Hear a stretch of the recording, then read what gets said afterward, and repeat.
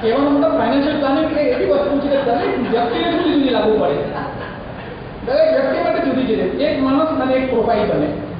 તો આ બધા સિદ્ધાંતો, ઇન્વેસ્ટમેન્ટના સિદ્ધાંતો ભલે જનરલ બધા માટે છે, પણ એટલે એક સ્પેસિફિક ઇન્વેસ્ટર હોય તો સ્પેસિફિક ઇન્વેસ્ટરનો આખો અલગ પ્રોફાઇલ બને, અને that is real financial planning. અને એને તમે કરીને આગળ વધો ને તો આઈ ડોન્ટ થિંક રિસ્ક શબ્દ બી છે જ એની અંદર, પણ છતાં બી તમે રિસ્કથી પર થઈ શકો ઇફ વી ગો સિસ્ટમેટિક. આ રીતે મ્યુચ્યુઅલ ફંડમાં એસઆઈપી છે, કોઈની એડવાઇસની જરૂર નથી તમને.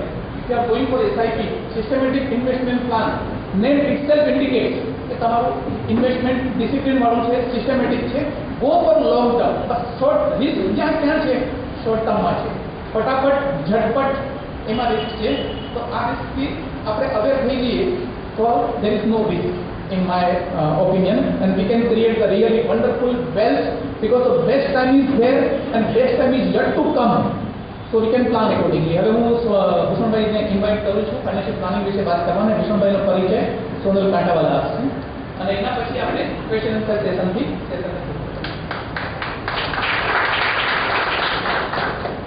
થેન્ક યુ જયેશભાઈ. ભૂષણભાઈનો પરિચય આપું. He has started his career as a banker with Bank of Maharashtra in 1982 and worked there for 12 years.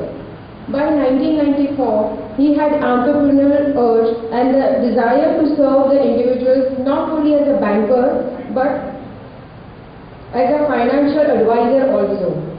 He became an entrepreneur for distribution of the entire range of financial products. The business growth was immense and he was unstoppable. During his career, he achieved the glorious milestones and won impeccable reputation of being financial advisor with ethics, efficiency and excellence. By the year 2005, he felt a need to grow more and serve the ever-growing clients on wider scale in more organized manner. So he started brand called Orbit Financial Services. Orbit is an independent financial advisory company and objective is to give complete financial planning solutions. Financial planning is must in these times of volatile markets, nuclear families, increasing cost of living, educational and medical expenses, uncertain retirement benefits, low returns on deposits and greater life expectancy levels.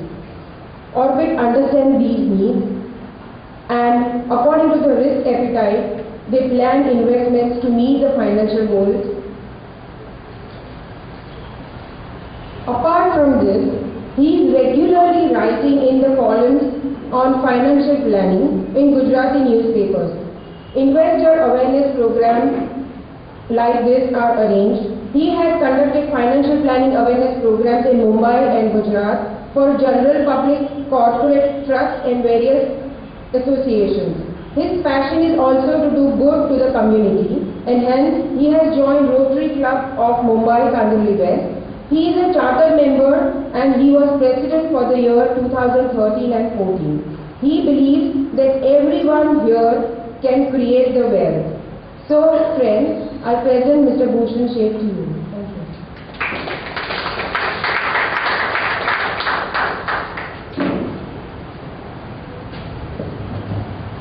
Thank you, Sonal, for the nice introduction. Start करता पहला Gujarati, Hindi, English. Gujarati? Sure? हाँ? Okay.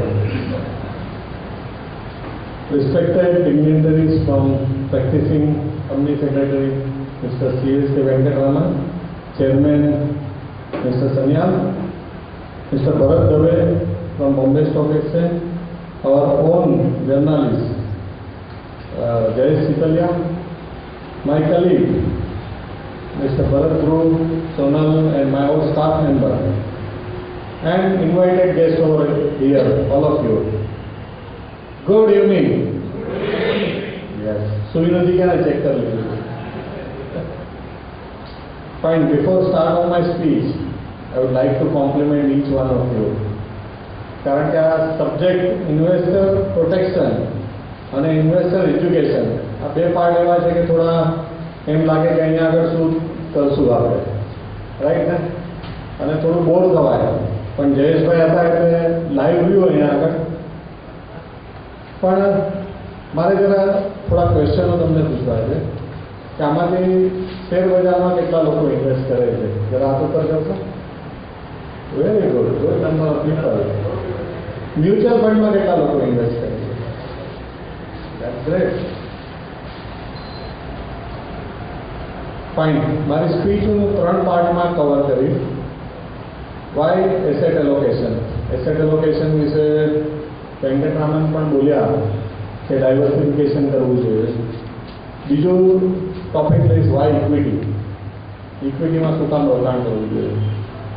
અને બીજું topic હશે Y financial planning. Right? મેં આખું બધું ઇંગ્લિશમાં તૈયાર કર્યું હતું, પણ મને લાગે છે આની જરૂર નહીં પડે મને ઇંગ્લિશની. ફાઇન. બિફોર આઈ સ્ટાર્ટ, એક થોડુંક નજરમાં જો આવે તો સમજાવી દો કે ઇકોનોમિક અને બિઝનેસ સાયકલ શું છે અને એ કેવી રીતના ચાલે છે. એક ઇકોનોમિક સાયકલ છે એ એક્સ્ટ્રીમ કોન્ટ્રાક્શનથી ઓવર એક્સપાન્શન આ રીતના જાય છે. અને સેમ વે માર્કેટ પણ એક્સ્ટ્રીમ અંડર વેલ્યુએશનથી ઓવર એક્ઝોર્બિટન્ટ વેલ્યુએશન. એટલે તમે જોયું હોય તો જાન્યુઆરી 2009માં માર્કેટ 21,000ના ઇન્ડેક્સ ઉપર ગયું ટોપ, અને એના પછી તરત ડાઉન આવ્યો અને સેન્સેક્સ 8,000 સુધી નીચેમાં ગયું. રાઈટ? એટલે ઓવરથી અંડરમાં. જ્યારે 28,000નો સેન્સેક્સ થયો ત્યારે પી લગભગ 28-29નો, જો હું ખોટો ન હતો ત્યાં સુધી પહોંચી ગયો હતો. અને જ્યારે સેન્સેક્સ 8,000 ઉપર આવ્યો ત્યારે સેન્સેક્સ કદાચ 9 કે 10નો થઈ ગયો, પી 9 કે 10નો થઈ ગયો હતો.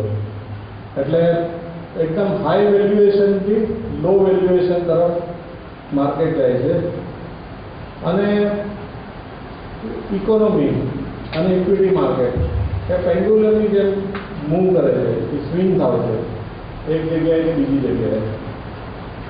અને એટલા માટે તમે જોશો તો માર્કેટમાં ક્યારે પણ કોઈ પણ સ્ક્રિપ્ટ એની સાયકલ હોય છે અને એ સાયકલ પ્રમાણે ચાલતી હોય છે. કરેક્ટ ને? ઘણી વખત સ્ટીલ, સિમેન્ટ, ઓટોમોબાઈલ્સ અને એ પ્રમાણે મૂવ કરતી હોય છે. અને ઇન્ટરેસ્ટ રેટની પણ સાયકલ હોય છે. તમે જોશો તો કોંગ્રેસની ગવર્મેન્ટમાં જે 7%ની આસપાસનો રેટ ઓફ ઇન્ટરેસ્ટ હતો એ વધીને 11%ની આસપાસનો થઈ ગયો. 10-11 સુધી મને લાગે ફિક્સ ડિપોઝિટ 10%ની 9% સુધી પહોંચી ગયો હતો. રાઈટ છે ને? અને એ પ્રમાણે મોદી સાહેબની ગવર્મેન્ટ આવી અત્યારે ઇન્ડિકેશન એવા છે કે ફરીથી એ રેટ ઓફ ઇન્ટરેસ્ટ શરૂઆત થઈ જશે. સો એસેટ એલોકેશન શું કામ કરવું જોઈએ? અને આ પ્રોગ્રામનું જે ઇન્વેસ્ટર એજ્યુકેશન અમારા ધ્યાનમાં આવ્યું છે. હું દૈવ સાહેબ જોડે વાત કરતો હતો. 97% ઓફ ધ પીપલ, તમારો ક્લાસ નથી, તમે લોકો 3%માં કદાચ આવી શકો ગણાવો, એટલે તમે ઇક્વિટીમાં બી નાખો, મ્યુચ્યુઅલ ફંડમાં નાખો છો. પણ 97% લોકો ઇક્વિટી માર્કેટ અને ઇક્વિટી મ્યુચ્યુઅલ ફંડથી દૂર છે. એ લોકો ઇન્વેસ્ટમેન્ટ ક્યાં કરે છે? ડેટમાં, વધારે ગોલ્ડમાં. રાઈટ? અને ડેટમાં એટલે શું કરે? PPF, LIC, bank fix deposit, આ બધામાં એનું ઇન્વેસ્ટમેન્ટ હોય. હું એક એક્ઝામ્પલ આપું, તેનું રિઝલ્ટ શું આવે એનું એક લાઈવ એક્ઝામ્પલ છે. એક વ્યક્તિ લગભગ 2-3 મહિના થયા હશે, 42 વર્ષની ઉંમર હતી એ ભાઈની, અને મારી પાસે આવ્યા કે લગભગ હું 23 વર્ષની ઉંમરે ગ્રેજ્યુએશન કર્યા પછી મને જોબ મળી અને અત્યારે 20 વર્ષ થઈ ગયા. મને કોઈ એવી તકલીફ નથી. મેં દર વર્ષે પીપીએફમાં 1 લાખ રૂપિયા નાખતો હતો. મેં ફિક્સ ડિપોઝિટ બેંકમાં જે કરવાની એ પણ કરી. 5 લાખ રૂપિયાની મારી બેંકમાં ફિક્સ ડિપોઝિટ છે. કંઈ ઇમરજન્સી આવે તો એ પણ કર્યું છે. અને એલઆઈસીની પોલિસી ટાઈમ ટુ ટાઈમ લેતો હતો. અત્યારે હું લગભગ 1.25 લાખ રૂપિયાનું પ્રીમિયમ એલઆઈસીનું ભરું છું. પણ અત્યારે 20 વર્ષ પછી જોઉં છું તો મારા પીપીએફના એકાઉન્ટમાં 42 લાખ રૂપિયા છે. 5 લાખની ફિક્સ ડિપોઝિટ છે બેંકની, અને LICની પોલિસીઓ લગભગ 6-7 વર્ષ પછી 2020થી કે બાકીના આવશે. પણ એ જે પૈસા આવશે જે નાની નાની પોલિસી કરાવી હતી તો કદાચ એનાથી પ્રીમિયમ ભરાશે મારું 1.25 લાખ રૂપિયા. આ એની પરિસ્થિતિ હતી અને મને લાગે છે મોટા ભાગના લોકોની આ જ પોઝિશન હોય છે. શું આમાંથી શું તાત્પર્ય શું છે? આ Y it is like that અને શું કરવું જોઈએ આની રીતે? What do you think? આપણા લોકોની બી જર્ની શું આવી છે? અને જો એવો પીરિયડ પસાર થઈ જાય તો કદાચ આ ટાઈમ પણ ન રહે. એ માણસ તો સમજો 42ની વર્ષે ઉંમરે આવ્યો મારી પાસે તો એના પર એક્શન લઈ શકાય. પણ 55 વર્ષની કે 58 વર્ષની ઉંમરે આ વસ્તુ રિયલાઇઝ કરે તો એના માટે તો કોઈ સમય રહ્યો જ નથી. રાઈટ છે ને? અને આવું મોટા ભાગે બનતું હોય છે. મેં એને એક વસ્તુ કીધી કે તમે CPF બરાબર છે, તમને 8% રિટર્ન મળે છે, સારું છે અને એના પર ટેક્સના બેનિફિટના હિસાબે તમે ગણો તો 11% ગણાય. પણ LICની પોલિસી જે છે એને રિવ્યૂ કરો. એમાં જે 1.25 લાખ રૂપિયા તમે ભરો છો અને તમારું કવરેજ ફક્ત એમાંથી 20 લાખ રૂપિયાનું થાય છે. તો એની જગ્યાએ તમે 1 કરોડનું ટર્મ ઇન્સ્યોરન્સ લઈ લો અને એનું પ્રીમિયમ કદાચ 15-16 હજાર રૂપિયા થશે અને બાકીના રૂપિયા તમે ટેક્સ સેવિંગના બીજા પ્રોડક્ટમાં તમે બચાવો. તો રિઝલ્ટ શું આવે કે નેક્સ્ટ 20 યર્સમાં ક્યાં પહોંચી શકે? અથવા તો આ નવા લોકો છે એ લોકો માટે વેરી ઇમ્પોર્ટન્ટ કે in place of any fix product તમે જો 15 વર્ષ 20 વર્ષ માટે PPF કે LICના રૂપિયા ડાયવર્ટ કરવાના હોય અને એના ઉપર 8%ની જગ્યાએ મને 12%નું રિટર્ન, 15%નું રિટર્ન કે 20%નું રિટર્ન મળે તો એ વ્યક્તિ ક્યાં પહોંચી શકે? દવે સાહેબે હમણાં એક રેશિયો બતાવ્યો બહુ સુંદર કે 16.79%ના રિટર્ન છે, પણ એ તમે એકચ્યુઅલ 20% જેવા છૂટે છે. જો 12%નું રિટર્ન મળે ને આના ઉપરનું કે દર વર્ષે 1 લાખ રૂપિયા મ્યુચ્યુઅલ ફંડમાં, ઇક્વિટીમાં અથવા તો ડાયરેક્ટ ઇક્વિટીમાં ક્યાંક રોકે છે જેના પર મને ટેક્સનો બેનિફિટ બી મળે છે. તો એને 12% લેખે 20 વર્ષ પછી એના 72 lakhs થાય. 15%ના હિસાબે 1 crore 5 lakhs અને 18%ના હિસાબે 1.46 crore. તમે જોશો તો ડિફરન્સ 42 લાખ અને લગભગ 1.5 કરોડ. Big difference. આ વિચારવા જેવી વસ્તુ છે અને એટલા માટે આને પાવર ઓફ કમ્પાઉન્ડિંગ કહેવાય અને આને પાવર ઓફ ઇક્વિટી કહેવાય. ઇક્વિટીનો જે પાવર છે ને એ એનોર્મસ છે, અનલિમિટેડ છે અને તમારો એક પાર્ટ એસેટ એલોકેશન કીધું કે તમે ડેટમાં રાખો એમ નથી કે તો બધા રૂપિયા તમે ઇક્વિટીમાં નાખવા માંડો કે 100% ઇક્વિટીમાં પોર્ટફોલિયો કરી નાખો, પણ એક પોર્શન તમારો રેગ્યુલરલી જો ઇક્વિટીમાં જશે તો એના રિઝલ્ટો બહુ મોટા આવશે. ફાઇનાન્શિયલ પ્લાનિંગ શા માટે કરવું જોઈએ? મેં જે ઉદાહરણ આપ્યો, નોર્મલી આપણી લાઈફસ્ટાઈલ અથવા તો આપણી લાઈફ કેટલી, વર્કિંગ લાઈફ કેટલી, એના પર આવું તો ગ્રેજ્યુએશન કે પોસ્ટ ગ્રેજ્યુએશન કરીને પ્લેસમેન્ટ આવે તો 25 વર્ષની ઉંમર તમારી થઈ ગઈ અને 60 તો ગવર્મેન્ટ રિટાયર કરી નાખે છે, રાઈટ ને? તો working life is 35 to 40 years. 35 થી 40 વર્ષ. કદાચ બિઝનેસ કરતો હોય તો 65 સુધી કરે કે બોડી ચાલે છે. ઘણા એક્સેપ્શન કેસ હશે અહીંયા આગળ કે 70-75માં બી જતા હશે, પણ એ જવાનું જો કમ્પલ્સન ન હોય અને એ પોતાની ઈચ્છાથી જતા હોય તો બહુ સારી વાત છે, પણ કમ્પલ્સન કરીને જતા હોય તો એક દયાજનક સ્થિતિ કહેવાય છે, રાઈટ? હવે આ 35 થી 40 વર્ષમાં શું કરવાનું આવે? એક તો કમાવાનું આવે ને સાથે ખર્ચો બી આવે અને એ લાઈફ સાયકલમાં કેટલા ગોલ હોય તમારા? એક તો ગોલ એટલે ફિક્સ ગોલ અને બીજા તમારા ડ્રીમ હોય. હું જો ગણાવું તો એક મારો સન હમણાં જ 2 મહિના પહેલાં જોડાયો એક કંપનીમાં, 25-23ની ઉંમર છે, પોસ્ટ ગ્રેજ્યુએશન કરી લીધું, MBA રહી ગયો. એની લાઈફમાં શું ગોલ આવી શકે? પહેલાં તો એને લગ્ન કરવાના આવશે, હવે ઘર ન હોય તો કદાચ ઘર લેવાનું બી આવે તો આ બીજો ગોલ છે. 3-4 વર્ષ પછી કદાચ બચ્ચું આવે, ત્રીજો ગોલ બચ્ચાનું એજ્યુકેશન, ચોથો ગોલ એનું હાયર એજ્યુકેશન, મોટો થાય પછી ક્યાંક ભણાવે. હવે એક આવે છે કે 2 બચ્ચા આવે છે બી જોવાનું, રાઈટ? એક સાથે 2 આવી જાય તો લોટરી. પછી એના મેરેજ અને રિટાયરમેન્ટ, રાઈટ? હવે આમાં એક જે કેચી સિચ્યુએશન છે ને એ રિટાયરમેન્ટની કહો કે પહેલાં લાઈફ એક્સપેક્ટન્સી વોઝ અરાઉન્ડ 65 યર્સ, 60-65 સુધી ગણાતું હતું. હવે ટેકનોલોજી, સાયન્સ, મેડિસિન એટલી પ્રગતિ કરી છે કે 65 વાળું વધીને હવે 80 સુધી પહોંચી ગયું. ખાલી એક ડિફરન્સ બીજો આવ્યો છે કે પહેલાં માંદગી જે હતી ને, હાઈ જે ડિસીઝ કહેવાતા હતા એ પણ લેટ આવતા હતા, હવે એ પહેલાં આવવા માંડ્યા છે. એગ્રી કરો છો ને? Diabetes at the age of 30-35, blood pressure. અહીંયા તો મુંબઈમાં બહુ મોટું ટેન્શન, ટ્રેન પકડવાથી લઈને અને બધી જગ્યાએ સિચ્યુએશન એવી હોય કે એકદમ લાઈફ આપણી too fast, it is too fast, અને બધી જગ્યાએ ટેન્શન હોય. અને આ સિચ્યુએશનમાંથી વેરી ડિફિકલ્ટ કે તમે ટાઈમ કાઢીને ક્યાંક કોઈસર જીમખાના પર, આપણી કાંદિવલીની વસ્તી કેટલી? હા, 5 લાખ. કોઈસર જીમખાનામાં કેટલા રોજ ચાલવા જતા હશે?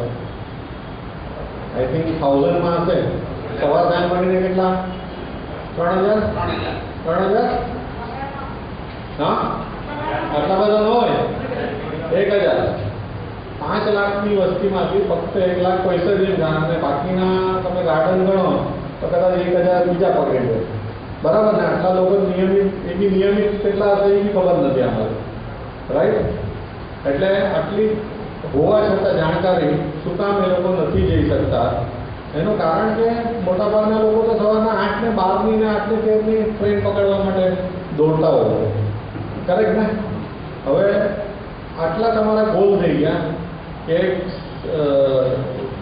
બચ્ચાનું એજ્યુકેશન થયા પછી એનું મેરેજ, એનું ઘર લેવાનું, એનું છોકરાનું બચ્ચાનું જન્મ, એનું એજ્યુકેશન, એનું મેરેજ અને રિટાયરમેન્ટ. આ ફિક્સ વસ્તુ થઈ ગઈ. આટલા ગોલ. પાછા ડ્રીમ કે મારે તો કાર જોઈએ, હું કમાવાનું ચાલુ કરું પછી કાર તો જોઈએ ને મને, અને મોટું ઘર બી લેવું હોય કદાચ, એ પણ ડ્રીમ. અને ડ્રીમમાં પાછો એ થાય કે મારે તો દર 2 વર્ષે વર્લ્ડ ટૂર કરવી જોઈએ, વર્લ્ડ ટૂરમાંથી કોઈ પ્લેસ ઉપર જવું હોય. જો આ બધી વસ્તુ કરવાની આવે તો તમે એવું સમજો છો કે જાતે કરવા જાઓ તો આ બધું પોસિબલ છે? આ નથી.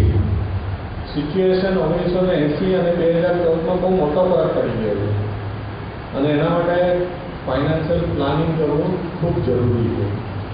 એનું પહેલું કારણ શું છે ખબર છે? એક એક્ઝામ્પલ આપું તો એક રિલેટિવ્સ હતા, એમનો સન પૂનામાં જોબ કરતો હતો, ઉંમર 29 યર્સ, ઓકે? અને સેટરડે સન્ડે વીકેન્ડમાં અહીંયા આવે પૂનાથી. એના ફાધરે આવી રીતના બધું કરીને એક 40-50 લાખ રૂપિયા ભેગા કર્યા હતા બિઝનેસમાંથી. That is his capital, right? એક દિવસ છોકરાને એમ થયું કે મને આજે ઇઝી નથી લાગતું, આઈ એમ નોટ ઇઝી ટુડે. એને ફાધરને કોલ કર્યો, એને કીધું તો અહીંયા આવી જાય, આપણે ટેસ્ટ કરાવી લઈએ. અને એના ટેસ્ટ કરાવ્યા પછી ફેમિલી ડૉક્ટરે કીધું કે એના ફર્ધર ટેસ્ટ કરાવવા પડશે.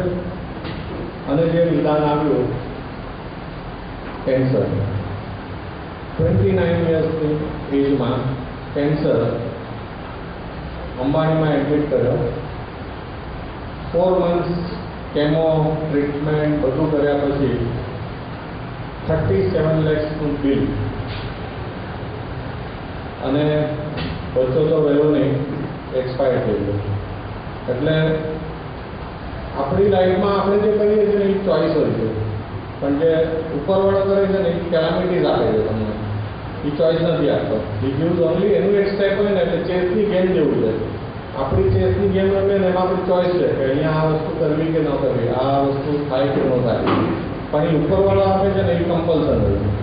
અને ફાઇનાન્શિયલ પ્લાનિંગ નહીં કરવી હોય ને તો આ જે ઓપન થાય છે, તમારે જે સુરક્ષા કવચ છે એનું લેવાનું છે, કે જો એ કેલામિટીઝ આવે તો મારી સામે શું છે સેકન્ડ, કે મેં મેડિક્લેમ કરાવ્યો છે કે નહીં પ્રોપર, મને કાંઈ થયું તો મારું ફેમિલીનું પ્રોટેક્શન છે કે નહીં, મારી સમજો આજે 10 લાખની વર્ષની ઇન્કમ હોય તો એની સામે મને 10 લાખ મારી એક્શન્સમાં કેવી રીતના મળે એટલી મારી વેલ્યુ ગણાય.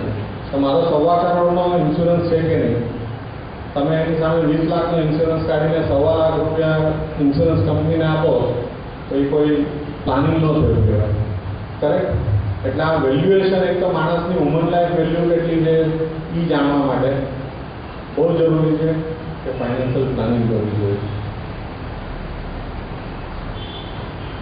એટલે આપણે પહેલાંથી હું જણાવું તો વાય એસેટ એલોકેશન જોયું, વાય ઇક્વિટી જોયું, એનો પાવર ઓફ કમ્પાઉન્ડિંગ છે, એટલે એના હિસાબે ઇન્વેસ્ટમેન્ટ કરવું છે, અને ફાઇનાન્શિયલ પ્લાનિંગ બી જોયું કે વાય ફાઇનાન્શિયલ પ્લાનિંગ, કે તમારા ગોલ અને તમારા ડ્રીમ જો એચીવ કરવા હોય, અને it is very easy once you do that financial planning. એક આપણે ઘર બનાવવું, ઘર લીધું હોય, એની ચાવી હાથમાં આવી હોય પછી આપણે શું કરીએ કે ઇન્ટિરિયર ડિઝાઇનરને બોલાવે અને આપણે રિક્વાયરમેન્ટ કહીએ કે મારી આ રિક્વાયરમેન્ટ છે, મને આ વસ્તુ જોઈએ છે, અને એ તમને ડિઝાઇન કરીને આપે.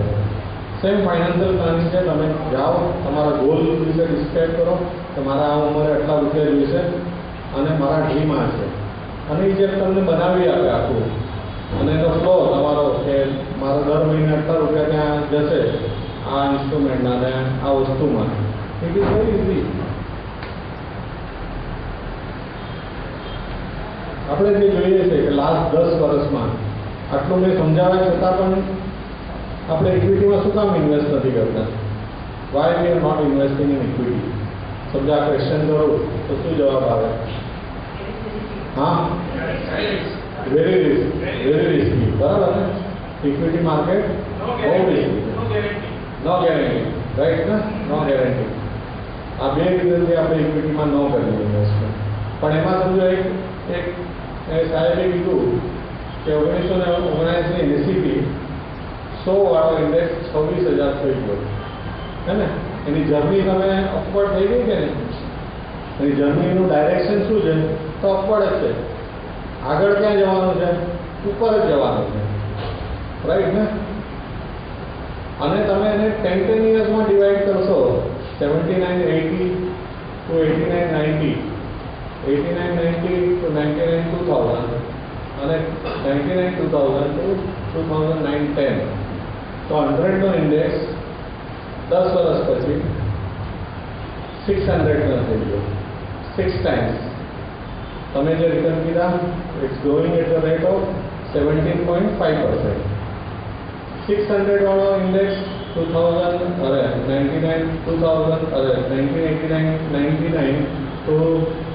to 99-2000માં 600 વાળો 3600, અગેન 6 times. અને 2000 થી 2009-2010 3600 વાળો around 18,500, right? Again 6 times. એટલે તમારે ખાલી સિમ્પલ તમને આઈડિયા આપું તો નેક્સ્ટ 10 યર્સમાં 2009-2010 to 2019-2020 ક્યાં સુધી પહોંચી શકે? તો એના આન્સર શું આવે? 17,000, આપણે રફલી 17 ગણીએ, મલ્ટીપ્લાય બાય 6 કેટલા આવે? 1 લાખ का सेंसेक्स आ सकता है, right? It's only been a why it will happen like that? Because our economy is growing at the rate of 4.5%. अब बाकी का जो 9-8% जो भी मोदी गवर्नमेंट वो करेगी, चलाएगी, तभी का बात अलग है. अगर 4.5% में मुझे ये इंडेक्स देखना है 16% का ग्रोथ, तो मैं अगर लॉन्ग टर्म का इन्वेस्टमेंट वहाँ करता हूँ विद स्मॉल अमाउंट, जिससे मेरा कोई स्टमक में इफेक्ट नहीं आया कि कल मार्केट नीचे गिर गया और मैं हर महीना 10,000 20,000 रुपया डालता हूँ तो नीचे आ गया तो भी कुछ फर्क नहीं पड़ने वाला है. इतना तो रिस्क ले सकते हो ना आप, करेक्ट है? But best part is about what, कि हम लोग कंजम्पशन स्टोरी जो है उसमें तो सब लोग पार्टिसिपेट करते ही है। આપણે બધા અત્યારના જે છે ને એ કન્ઝમ્પશનમાં તો પાર્ટિસિપેટ કરીએ છીએ। કેવી રીતે કરીએ છીએ હું તમને કહું। આપણે સવારના 6 વાગે કે 6:30 વાગે ઉઠીએ તો પહેલું કામ શું કરીએ? હા ના, એના પહેલાં તો મોબાઈલ લઈ આવે, રાઈટ ને?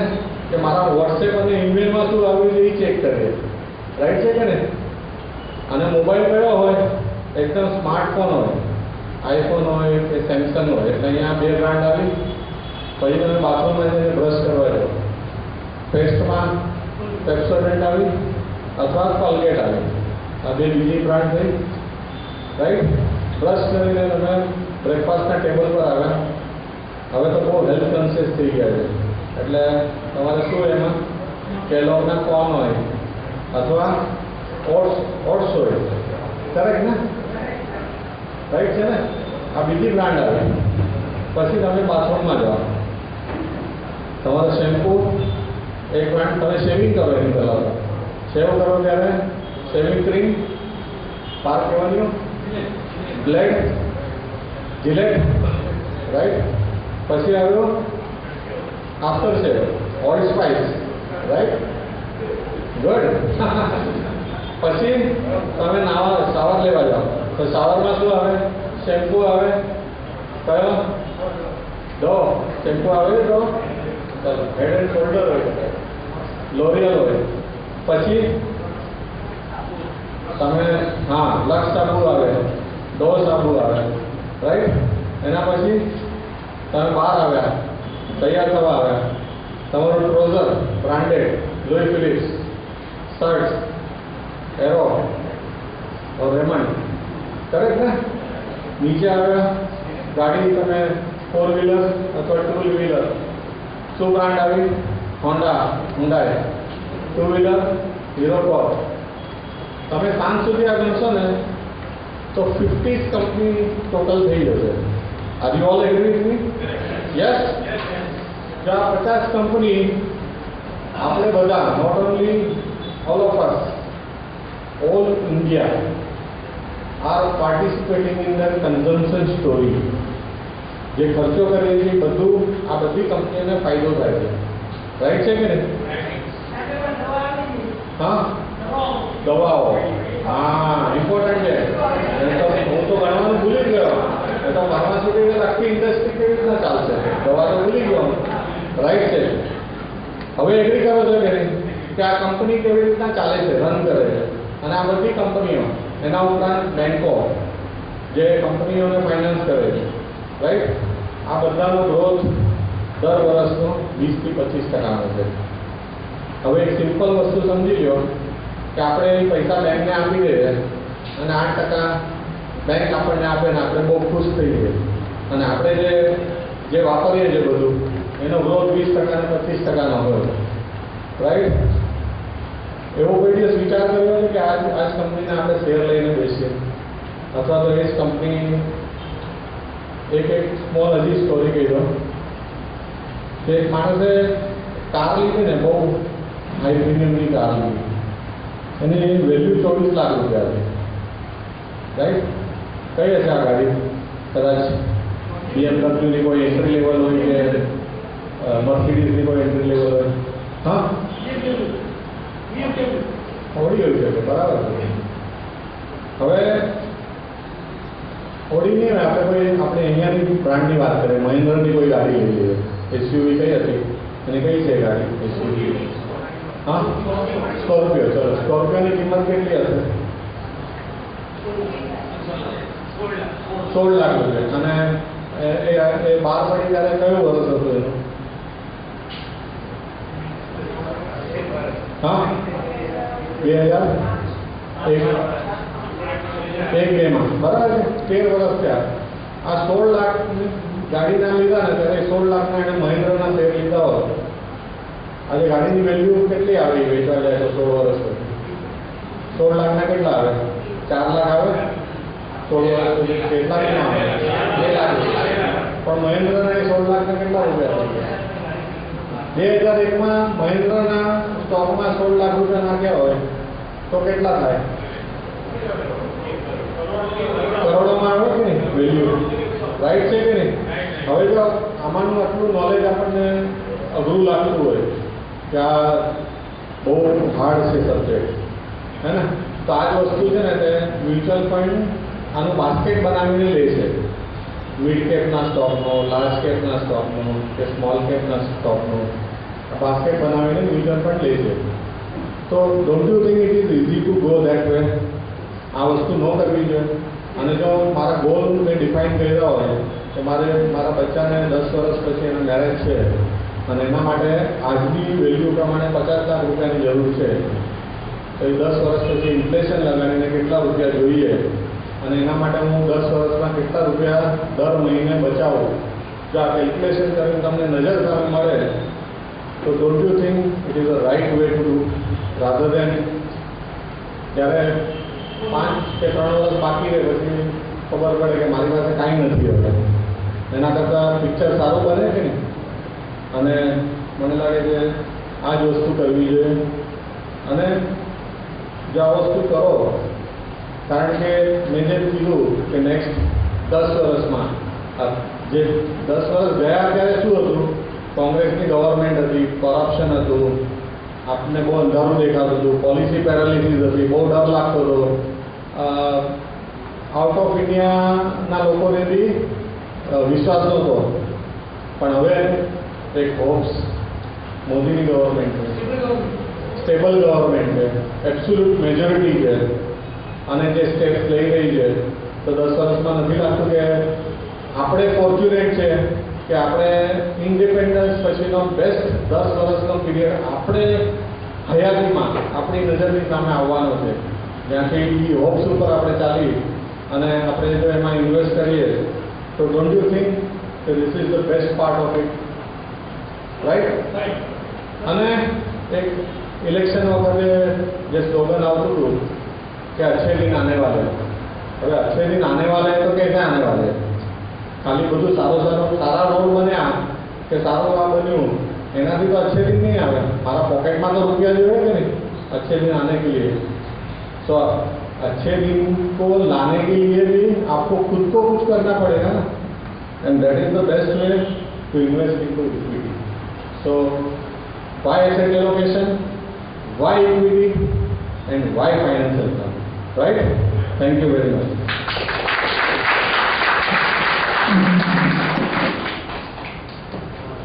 Thank you, Bhujan bhai. Now I will request 3 of the speakers to come on the this stage.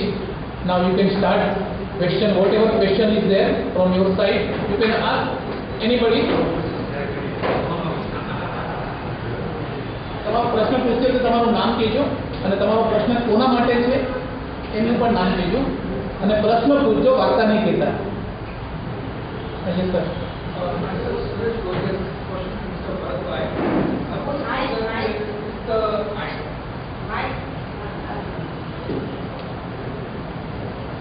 Myself, Suresh Modia. This question to Mr. Bharat Nayak.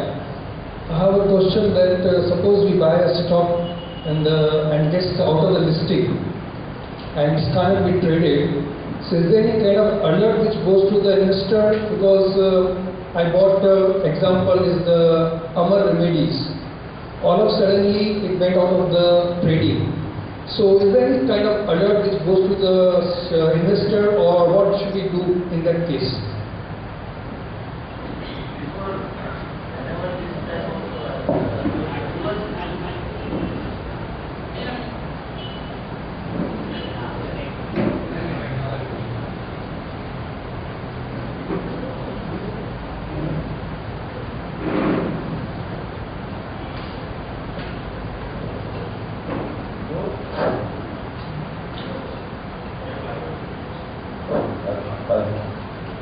No company all of a sudden goes out of the stock exchange and go for the without listing, from the listing. Always they give the prior notice. They buy also. You know, even Mumbai they buy also. They buy first of the shares and they give the price also.